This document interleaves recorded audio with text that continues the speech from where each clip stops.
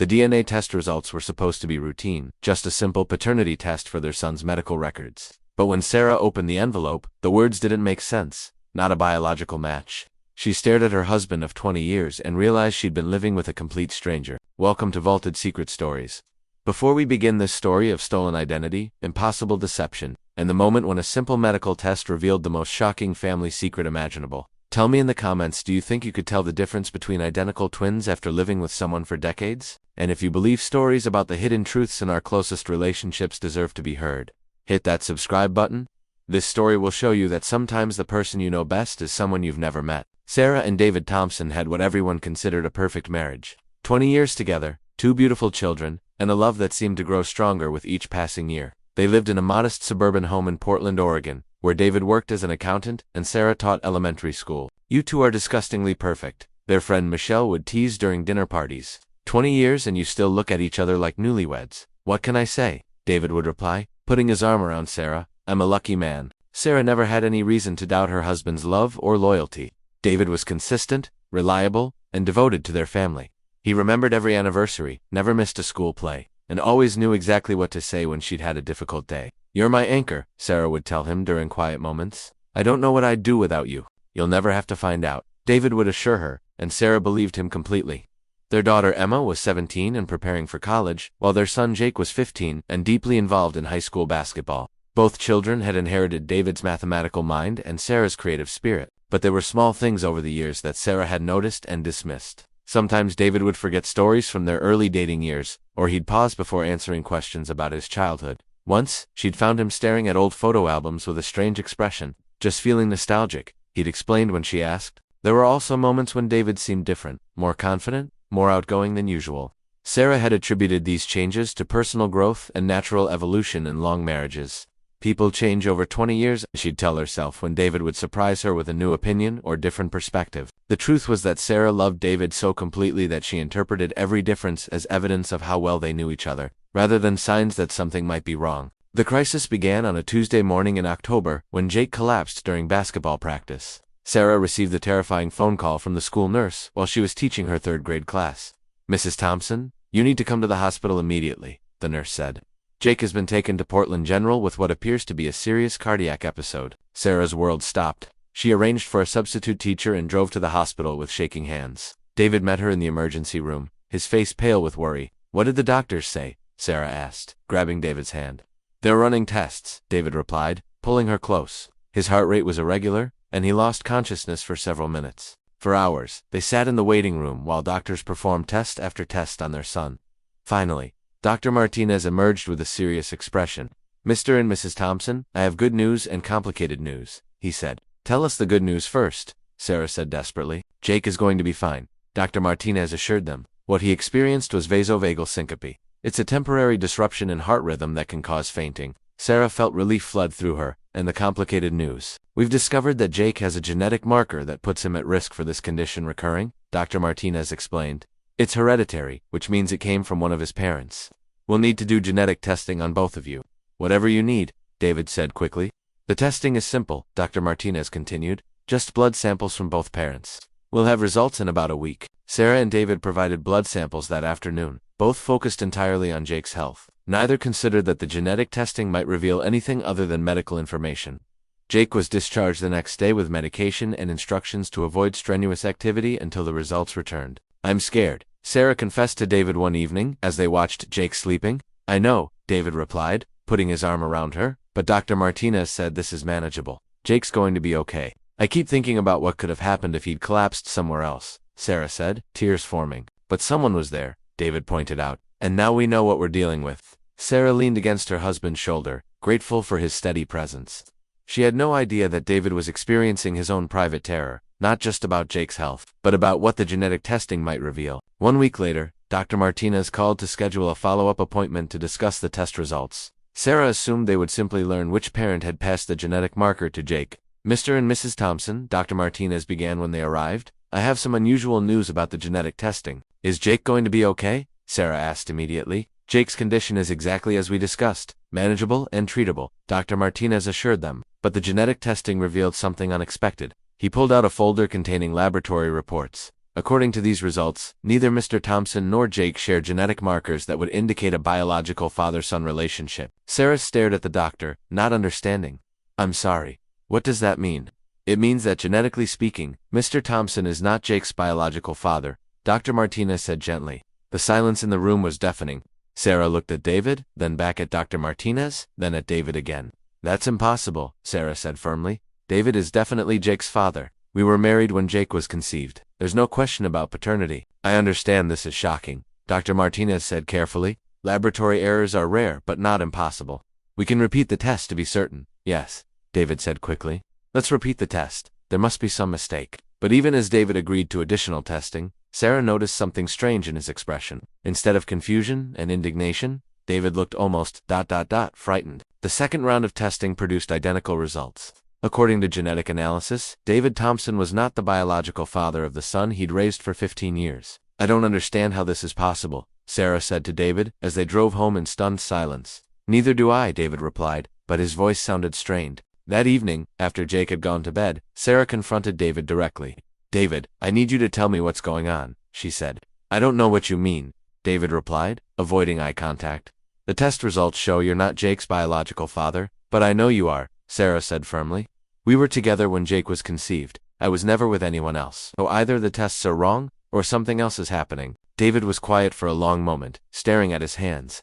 Sarah, what if I told you that there are things about my past that I've never shared with you? What kind of things? Sarah asked, a cold feeling spreading through her chest. Things that might explain these test results, David said cryptically. David, you're scaring me, Sarah said. Just tell me what's going on. David looked up at her with an expression she'd never seen before. Fear, guilt, and something that might have been relief. Sarah, he said quietly, I need to tell you about my brother. What brother? Sarah asked, confused. You told me you were an only child. I lied, David said simply. Sarah stared at her husband as if seeing him for the first time.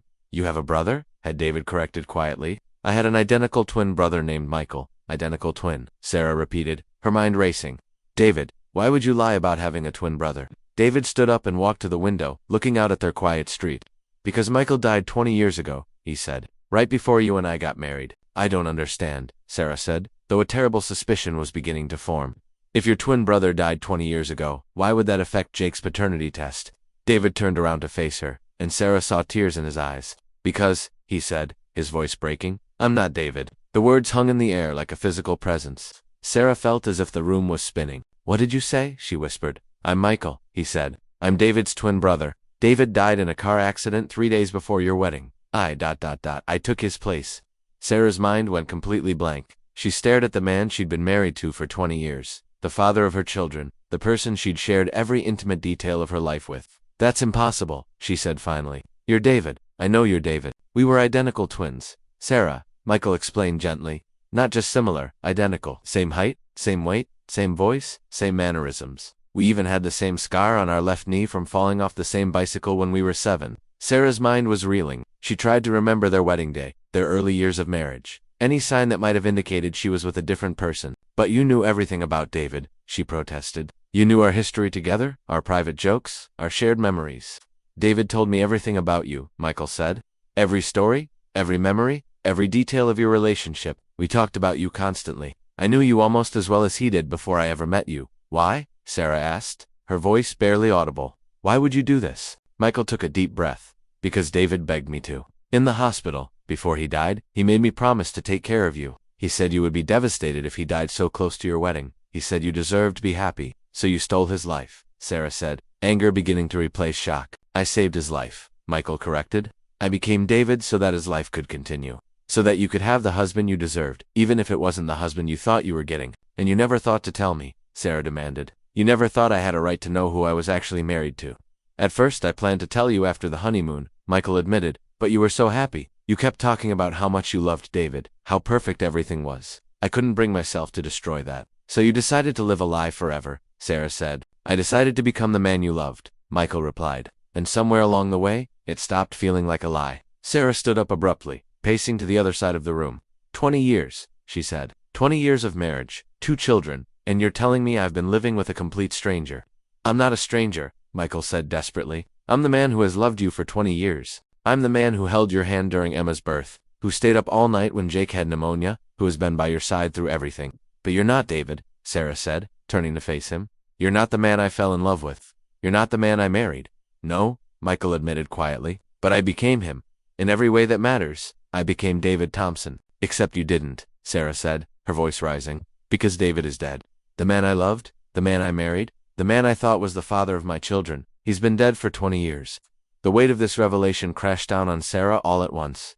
Her husband was dead, had been dead for 2 decades. Her children's father was a stranger who had stolen their real father's identity. Her entire marriage was built on a lie. Sarah, please, Michael said, reaching for her. Don't touch me, Sarah said, backing away. Don't ever touch me again. Sarah, I love you, Michael said desperately. Everything I've felt for you, everything we've built together, that's real. How can any of it be real when you're not real? Sarah asked, tears streaming down her face. How can you love me when you don't even exist? The next morning, Sarah woke up in the guest bedroom, momentarily confused. Then the memory of the previous night's revelation crashed over her, and she felt sick. She could hear Michael making breakfast downstairs, talking to Emma and Jake as if nothing had changed. The normalcy felt surreal, given what she now knew. Sarah went downstairs to find her family eating pancakes and discussing Jake's return to basketball practice. Morning, Mom, Emma said cheerfully. Dad made your favorite blueberry pancakes. Sarah looked at Michael, who was watching her with anxious eyes. To Emma and Jake, he was still just Dad, the same man who had raised them from birth. They had no idea that their entire family history had been rewritten overnight. Kids, Sarah said carefully, your father and I need to have a family meeting tonight. There's something important we need to discuss. Are you getting divorced? Jake asked with 15-year-old bluntness. We need to talk about some family history, Sarah said, avoiding a direct answer. Things about your father's background that you don't know. After the children left for school, Sarah and Michael sat in tense silence. What are you going to tell them? Michael asked. The truth, Sarah said firmly. They have a right to know who their father really is. I am their father, Michael protested. I've raised them since birth. I've been there for every milestone, every problem, every achievement. Biology doesn't change that. But lies do, Sarah replied.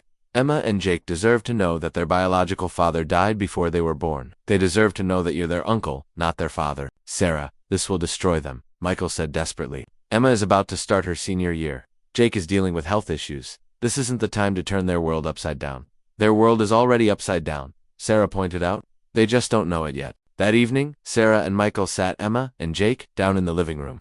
Sarah had rehearsed what she would say, but nothing had prepared her for the difficulty of actually speaking the words. Kids, what I'm about to tell you is going to be shocking and confusing.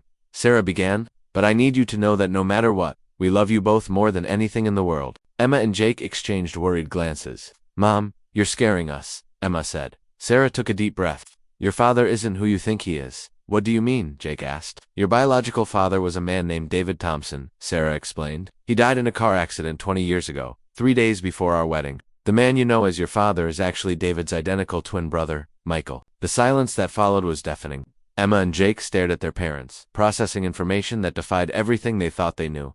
That's impossible, Emma said finally. Dad is Dad. He's always been Dad.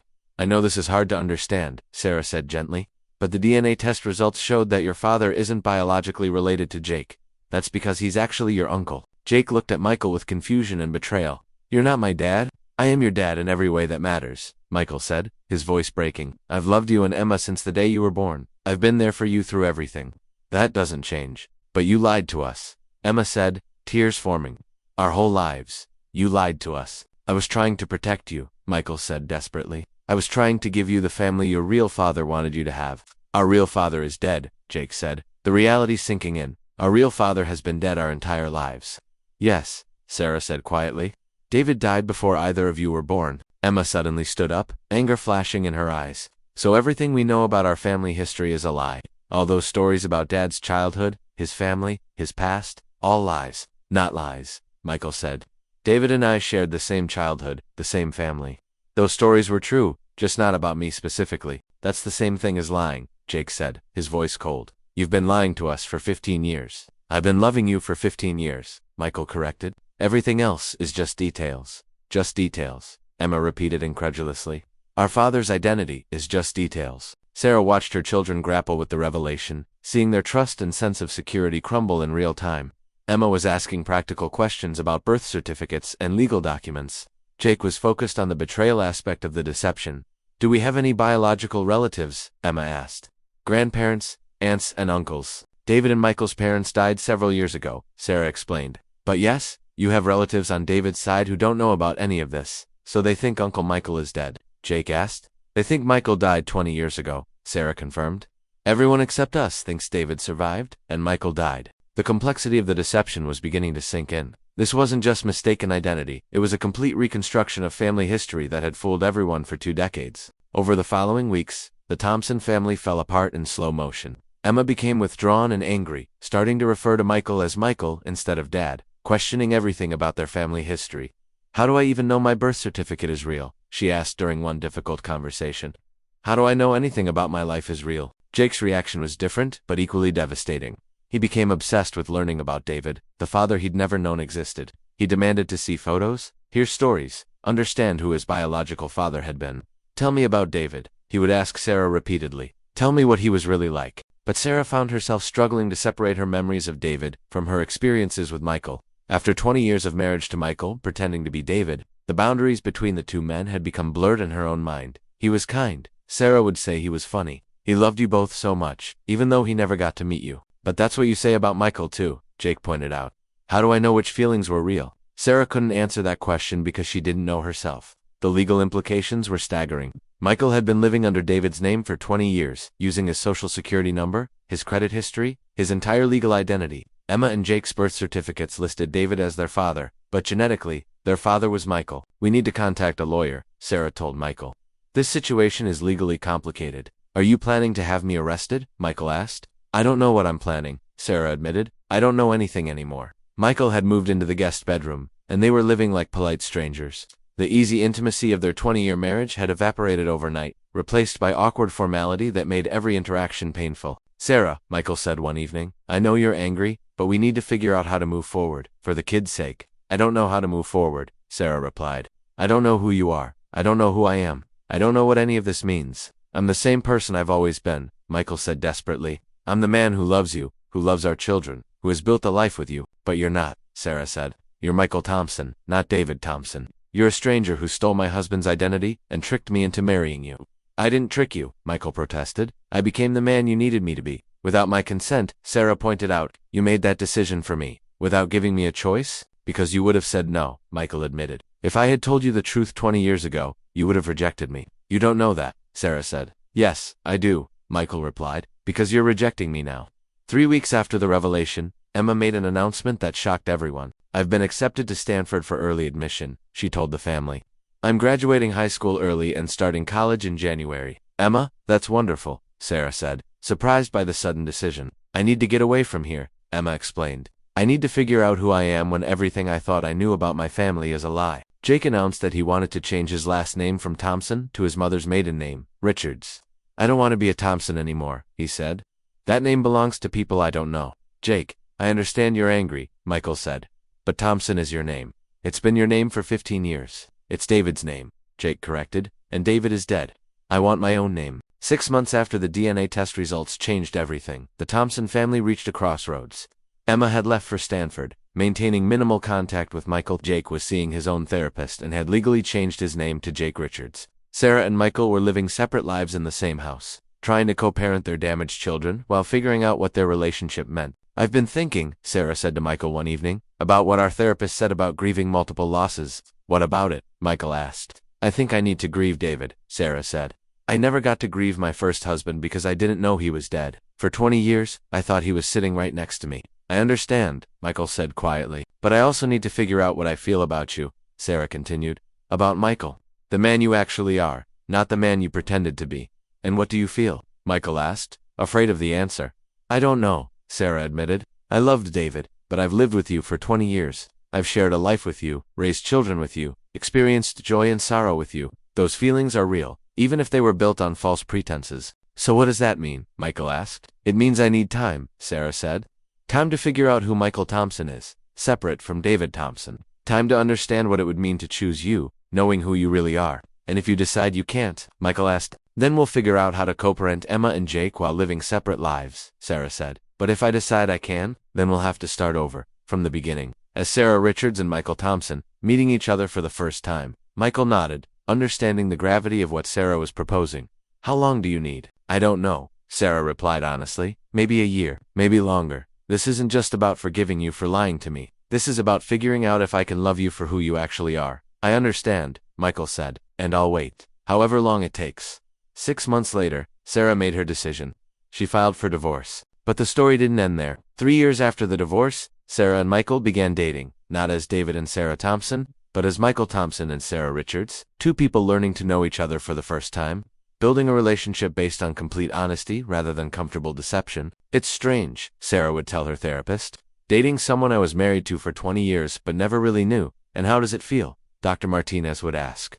Terrifying, Sarah would admit, but real. For the first time in decades, it feels completely real. Emma and Jake eventually rebuilt relationships with both their mother and Michael, though it took years of therapy and patience. They learned to see him not as the father who had lied to them, but as the uncle who had loved them enough to sacrifice his own identity. The hardest part, Jake would later tell his own therapist, wasn't learning that my father wasn't my father. The hardest part was learning that love isn't enough if it's built on lies. Michael spent years in therapy, learning to live with the consequences of his choice. He never remarried, focusing instead on rebuilding trust with Emma and Jake and exploring a new, honest relationship with Sarah. Do you regret it? His therapist asked during one session. I regret the pain I caused, Michael replied, but I don't regret loving them. Even if I loved them under false pretenses, the love itself was real. The Thompson family's story became a testament to the complexity of love, identity, and truth. It showed that healing was possible, but only through complete honesty and the courage to build new relationships on a foundation of truth rather than comfortable lies. 20 years later, they were still learning how to be a family, just not the family any of them had expected to be. This story reminds us that love without honesty is ultimately hollow, and that the truth, no matter how painful, provides the only solid foundation for authentic relationships. Sometimes the greatest act of love is giving people the choice to love you for who you actually are. Have you ever discovered that someone close to you wasn't who you thought they were? Share your thoughts in the comments. Subscribe to Vaulted Secret Stories for more complex truths hidden in plain sight. Thanks for watching, and remember, the most beautiful relationships are built on the courage to be genuinely known.